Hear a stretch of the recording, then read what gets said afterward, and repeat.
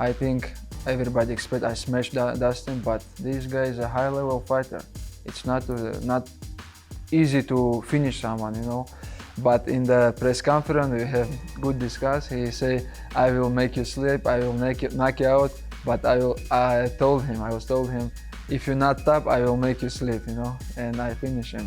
Let him do what he's doing, and keep an eye on him. It never even crossed my mind, as stupid as this could be, that the entire Muslim Brotherhood was here tonight in the first 5 rows for Islam. And as soon as it broke out, I was over on the other side, and I go, fuck, I know exactly what that is. I knew it. And yeah, you will never see Dylan Dan. Things just got real between Islam and Garry. That face-off wasn't just for the cameras. Now everyone's wondering if this rivalry's already gone way too far before fight night. Historically and statistically unlikely, but also I think he's chatting out of his backside.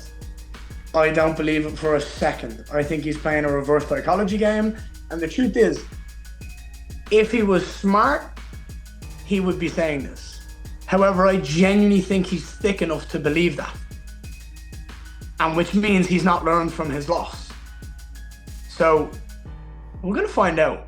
But I promise you now, if he doesn't shoot on me in the first 30 seconds, it's gonna be a very early night for me. Like, very early. You know, in light of this... And I don't like early fights. I don't like first round knockouts. I don't work my ass off for 8 weeks to have 4 minutes of a fight. I like a second round, a third round finish. That's what I like. I like to fight. I enjoy it.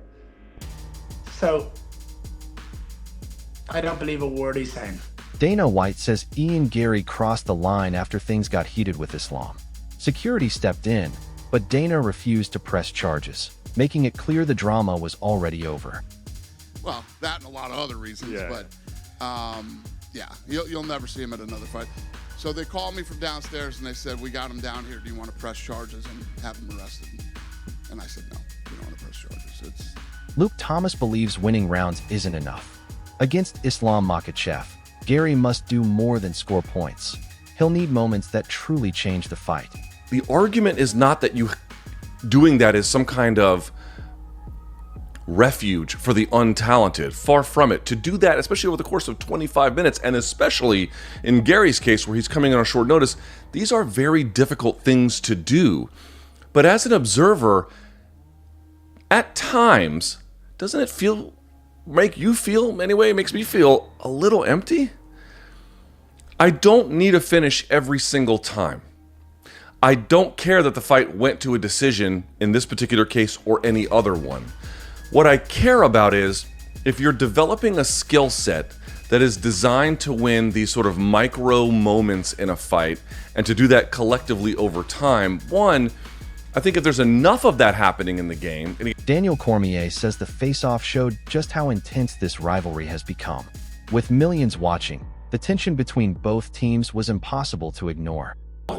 It just happened between a whole bunch of Russian guys and a whole bunch of Irish guys in front of millions of people. So for me, I had to kind of separate the idea that I was kind of laughing to like trying to go like, guys, we are probably in front of the biggest viewership we've ever had. Dana White expected emotions to explode. That's why security stayed ready, knowing the Islam Garry face-off had every chance of getting out of control. I actually didn't allow him to get the belt put on because I knew what was going to happen when we did it. People were going to start throwing whatever they had down into the octagon. So I said, let's just get him out of here. We'll have Buffer announce it. And then sure enough, as soon as they start... Chael Sonnen says Garry always stays prepared. If the opportunity comes, he believes Garry will be ready to step in and compete without hesitation. If something happens, the first guy that I would turn to, and it might sound slight, but it does matter. It does matter to me. I have an opinion in this space. I have influence in this space.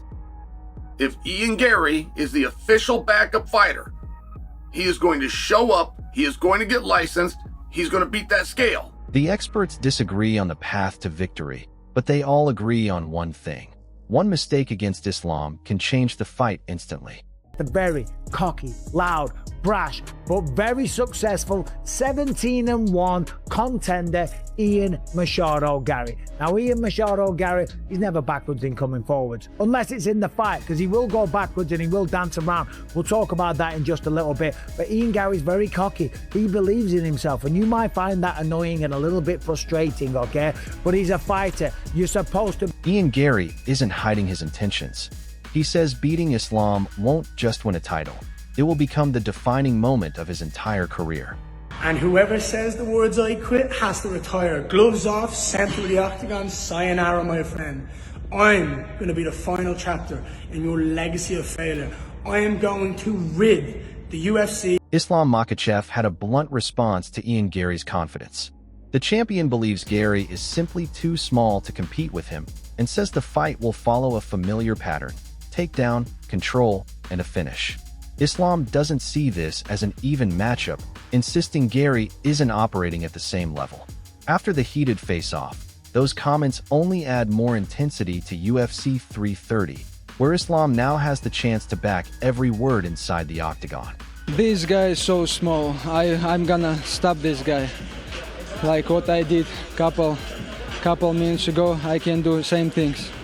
Take him down and finish him there, because I know this guy is so small. He's not my level. Max Holloway believes betting against Islam Makhachev is never an easy decision because the champion has become dangerous everywhere. Once known mainly for his wrestling, Islam has developed into a complete mixed martial artist with confident striking to match his elite grappling. Holloway says that's what makes this challenge so difficult for Ian Garry. To pull off the upset, Garry must solve one of the most well-rounded champions currently competing in the UFC. I mean, bro, it's hard to go against Islam. You know, it's hard to go against him. His fighting style is a tough one. You know, he likes wrestling. He likes striking. Now he's falling in love with his striking. So, I mean, it's hard to bet against Islam.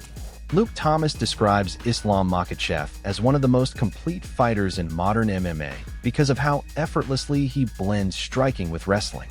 He explains that Islam constantly changes rhythm, making opponents think they're in a striking exchange before suddenly shooting for a takedown. That unpredictability is what makes him so difficult to prepare for. If Ian Garry wants to succeed, he'll need to read those transitions better than any previous opponent has managed. Dude, Islam Makhachev is a fucking marvel. As I indicated during the course of the broadcast, and this is not something that's not like, you know, this is not like widely known or something, but his stand-up is, when he's using his stand-up to set up takedowns, it looks a little wonky. But when he's using it, particularly to counter-strike, his slipping and then reaction time, and then his ability to just change up rhythm where it looks like he's striking with you, it looks like he's striking with you, and then all of a sudden, you know, he's launching into the wrestling. It is quite remarkable. Daniel Cormier believes Islam Makhachev's greatness comes from a lifetime of preparation rather than short-term training camps. Raised in combat sambo from childhood, Islam developed striking, grappling, and wrestling together from an early age before refining every skill throughout his career. DC argues that foundation makes him one of the most naturally complete fighters in MMA. Against Ian Garry, that lifelong experience could become one of the biggest advantages inside the championship fight. No. He's by far the most talented person that we've had in mixed martial arts. Together, right, with his dad. So their whole life they did combat sambo. Combat sambo was actually like gi tops, punching, grappling. Like, they were essentially doing MMA as like kids. Right. And then just keep getting better. Dustin Poirier believes Ian Garry's best opportunity may come on the feet, but landing those shots against Islam Makhachev is another challenge entirely. Every striking exchange carries the constant threat of a takedown, forcing opponents to hesitate before committing to offense. Poirier says that's the real puzzle Garry must solve. If Ian can confidently find his range without giving Islam wrestling opportunities, he could make this championship fight far more competitive than many expect. That's where if he wins, he's going to win the fight there, on the feet. You know, he's going to hurt Islam with a big shot or something, but to find that range and to get those shots off and to take the chances when you're worried about the takedowns, that's the thing. Can he do that? Well, I think Dana White has seen countless rivalries, but this one is building fast. Islam Makhachev believes his discipline, wrestling, and championship experience will be too much for Ian Garry. Garry believes his speed, confidence, and striking can shock the world. The heated face-off may be over, but the real battle hasn't even started.